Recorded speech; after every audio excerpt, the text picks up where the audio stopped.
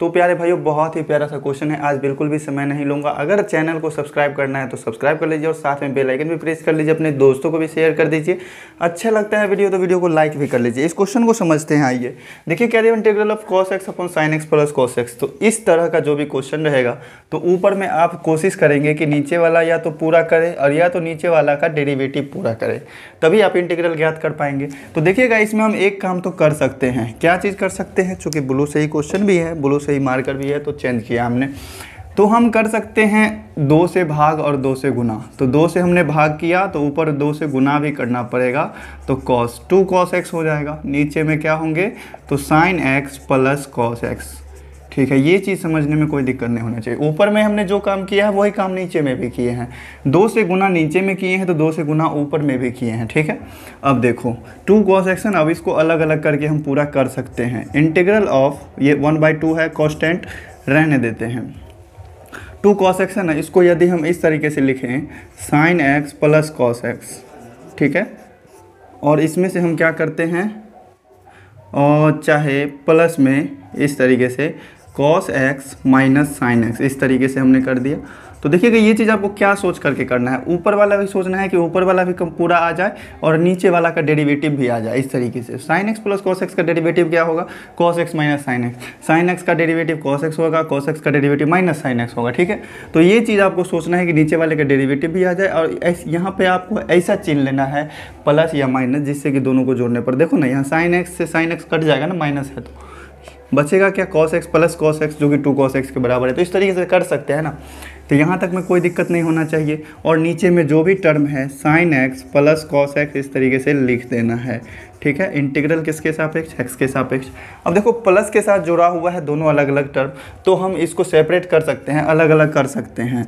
तो क्या हो जाएगा? 1/2 integral of sin x plus cos x, sin x plus cos x। ठीक है, और बट्टा में ये वाला और फिर इसका बट्टा में ये वाला अलग कर लेंगे। ठीक है, तो यहाँ हो जाएंगे sin x plus cos x। Integral किसके सापेक्ष? x के सापेक्ष। प्लस वाला टर्म में प्लस देते हैं। 1/2 कांस्टेंट दोनों में था, यहाँ पर बाहर में मतलब दोनों में गुना होगा, इसीलिए हमने फिर से 1/2 लिखा। और ऊपर में क्या है? तो cos x minus sin x, और अपॉन क्या है? sin x plus cos x। ठीक है, इंटीग्रल किसके सापेक्ष है? x के सापेक्ष। देखिए, यहाँ तक समझने में कोई डाउट नहीं होगा। यहाँ दोनों सेम टर्म है तो ये तो कैंसिल हो जाएगा। बचेगा क्या? सिर्फ 1 बचेंगे। तो 1/2 इंटीग्रल 1 का किसके सापेक्ष? x के सापेक्ष, प्लस 1/2। देखिएगा, नीचे वाले को अगर sin x plus cos x को हम z मानते हैं तो ऊपर में इसका डेरिवेटिव है, तो ये हो जाएगा 1/z dz का डेरिवेटिव।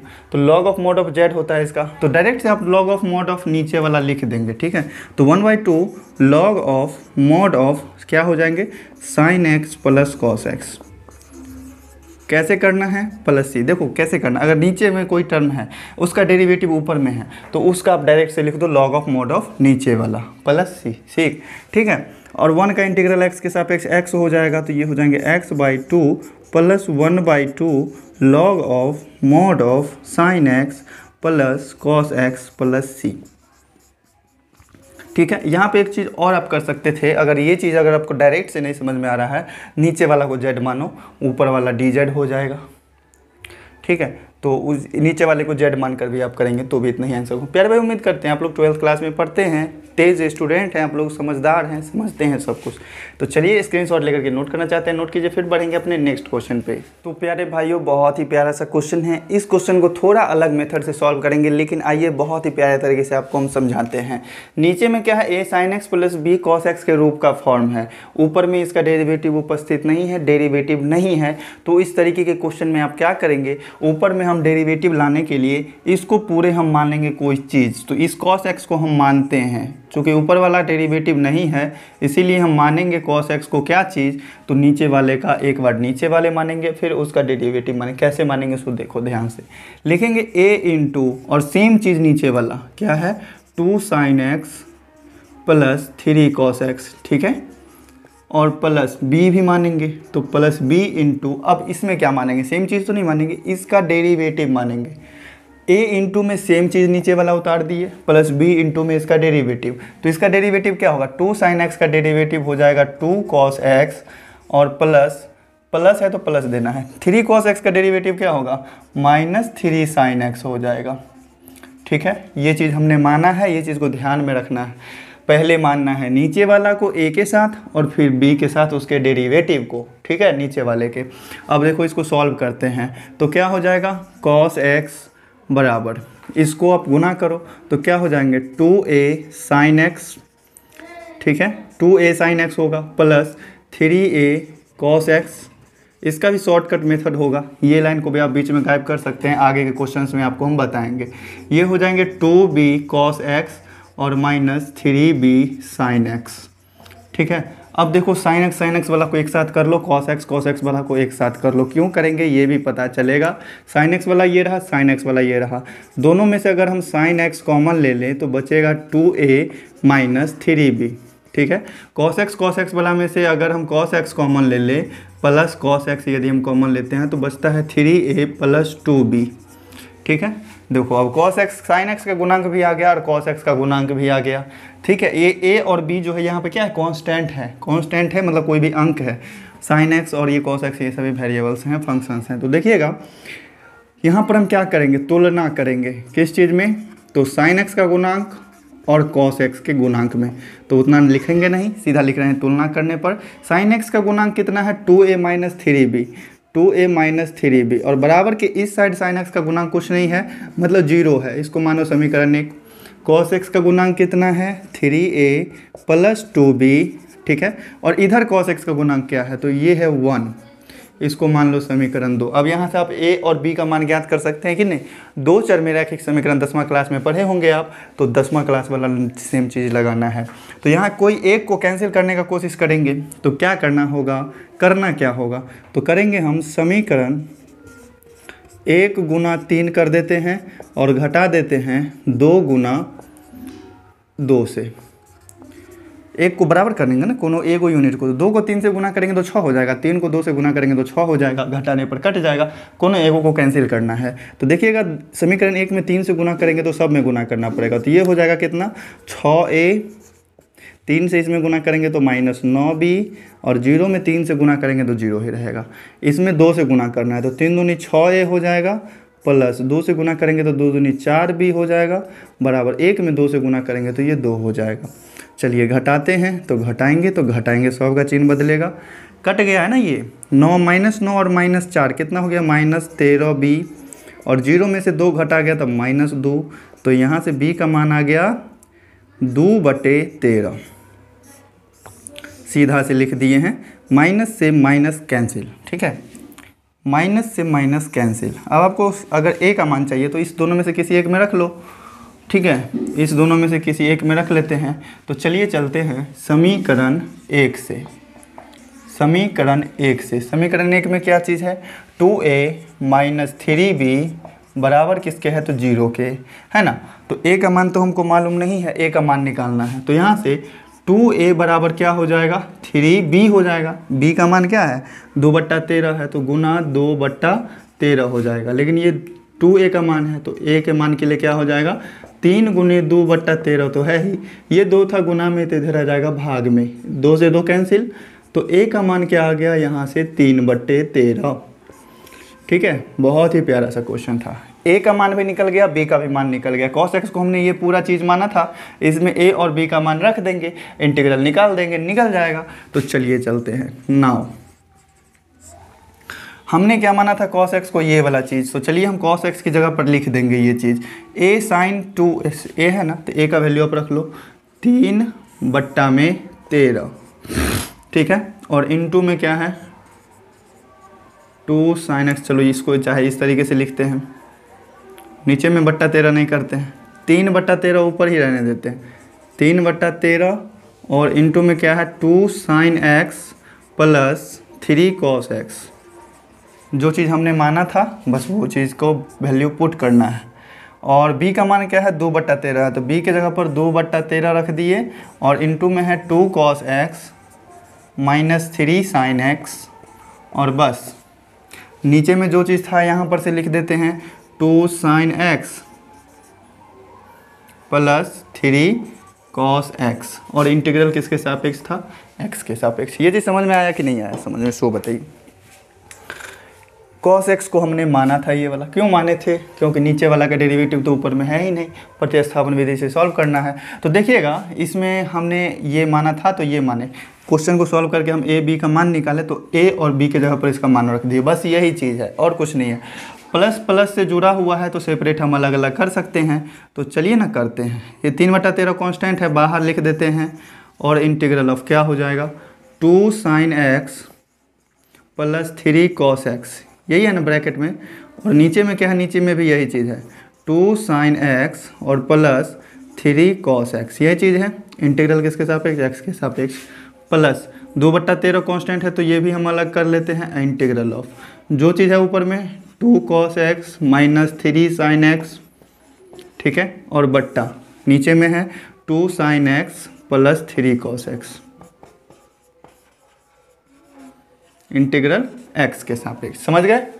तो यहाँ से 2 sin x plus 3 cos x same चीज़ है, ये तो कैंसिल हो गया, तो इसका इंटीग्रल कितना होगा, x होगा ना, तो ये हो जाएगा 3/13x, ठीक है, और प्लस 2/13, और देखिए नीचे में जो भी टर्म है ना इसका डेरिवेटिव ऊपर में है, तो इसका इंटीग्रल क्या हो जाएगा, हमने बताया था ना नीचे में जो भी चीज़ हो अगर उसका डेरिवेटिव ठीक ऊपर में अवेलेबल है तो उसका इंटीग्रल सीधे लॉग ऑफ मॉड ऑफ लगा देना। तो 2/13 लॉग ऑफ मॉड ऑफ क्या हो जाएगा 2 sin x plus 3 cos x plus c। यहाँ पर बहुत सारे लोगों का सोचना होगा कि भाई sin x का गुणांक 2 है तो 2 से भाग दो, cos x का गुणांक 3 है तो 3 से भी भाग दो, लेकिन नहीं, आपको ध्यान देना है कि जिसके रिस्पेक्ट में आप इंटीग्रल ज्ञात कर रहे हैं ना उसका गुणांक कितना है।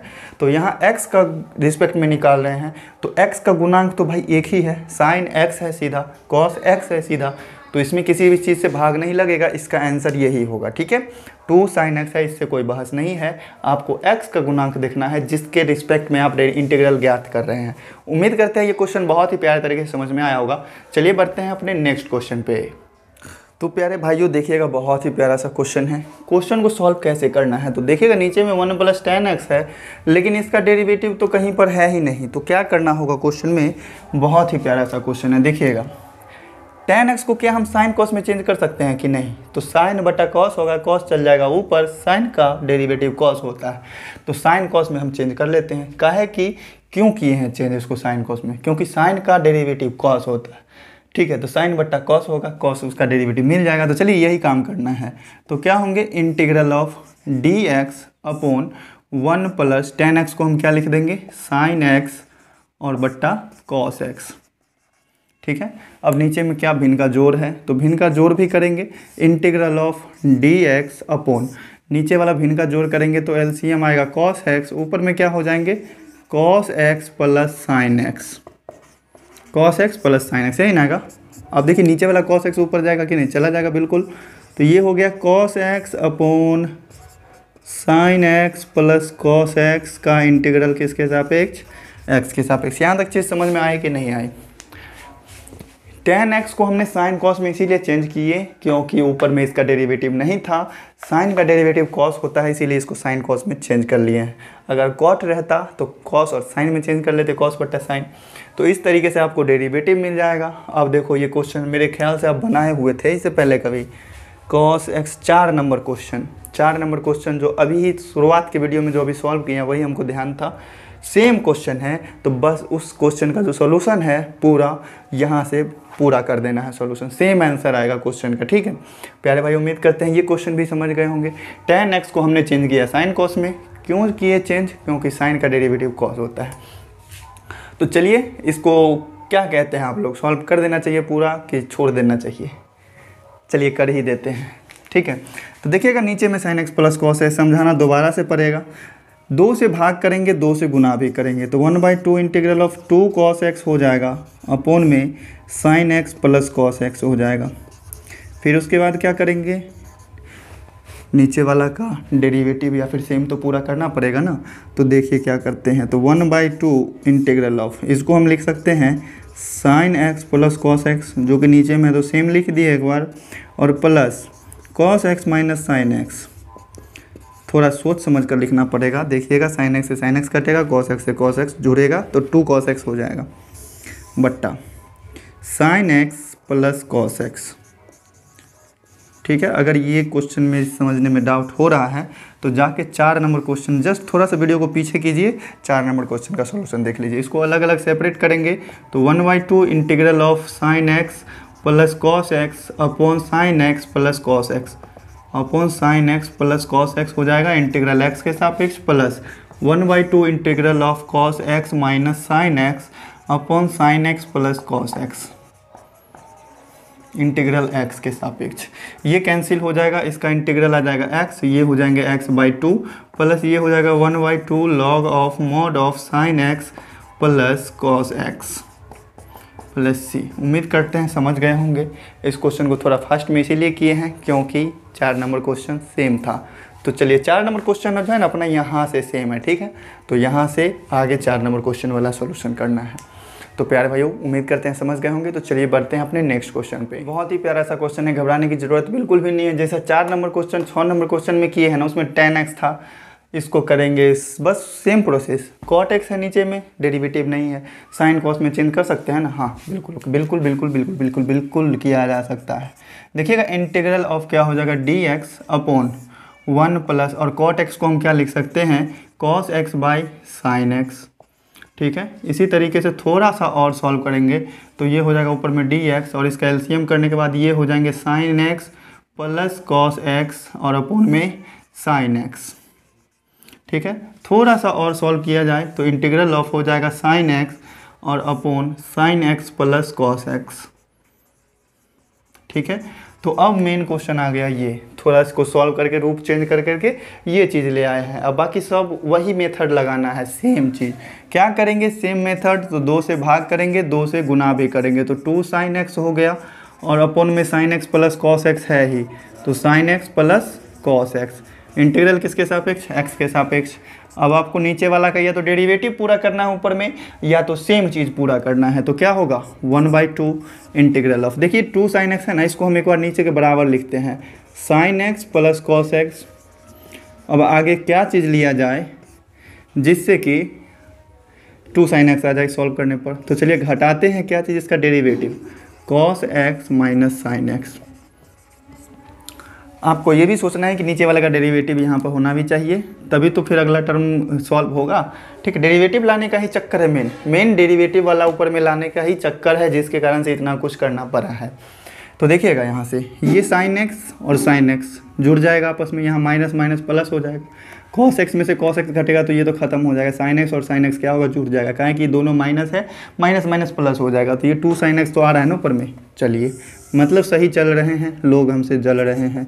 ये हो जाएंगे sign x plus cos x, integral किसके सापेक्ष, एक्स के सापेक्ष। अब इसको सेपरेट कर सकते हैं, जोड़ या घटाव से जुड़ा हुआ है तो ये हो जाएंगे 1/2 इंटीग्रल ऑफ, एक बार इसको लिख देते हैं, sine x plus cos x और upon sine x plus cos x, ठीक है। इंटीग्रल किसके सापेक्ष, एक्स के सापेक्ष। माइनस है तो माइनस देंगे, 1/2 रहेगा ही क्योंकि ये दोनों में है। अब देखिए जो चीज़ है वो लिख देंगे, cos x minus sine x और upon sine x plus cos x, यही चीज़ है ना, इंटीग्रल एक्स के सापेक्ष। यहाँ सेम चीज़ है तो कैंसिल हो जाएगा, ठीक है। तो इंटीग्रल क्या हो जाएगा, 1 का इंटीग्रल एक्स के सापेक्ष एक्स होता है, और एक्स को 1/2 से गुना करेंगे तो x/2 होगा, और minus 1/2 log of mod of sine x plus cos x. उम्मीद करते हैं समझ गए होंगे बड़े ही प्यारे तरीके से। तो 20 मिनट का वीडियो हो चुका है कंप्लीट। अगर वीडियो अच्छी लगी प्यारे भाइयों तो वीडियो को ज़रूर लाइक कीजिएगा। अगर चैनल पे पहली बार आए हो, हमें पहली बार देख रहे हो, हमारे चैनल के सॉल्यूशन को पहली बार देख रहे हो, अगर अच्छा लगा हो तो सब्सक्राइब भी कर लीजिएगा। अगर चाहते हैं आप कि आगे भी आपको इसी तरह के वीडियोज़ मिलते रहें, आपके कमेंट के आधार पर आपको वीडियोज़ मिलते रहें, तो चैनल को सब्सक्राइब करके बेल आइकन दबाना बहुत ज़रूरी है, और अपने प्यारे दोस्तों को भी शेयर करना बहुत ज़रूरी है हमें सपोर्ट करने के लिए। सपोर्ट करना चाहते हैं या नहीं, दिल खोल के एक बार बता दीजिएगा ज़रूर कमेंट करके। तो चलिए फिर मिलते हैं नेक्स्ट वीडियो में, देखेंगे आगे के क्वेश्चंस को बड़े ही प्यारे तरीके से। तब तक प्यारे भाइयों खुश रहें, मस्त रहें, पढ़ते रहें, एंजॉय करते रहें।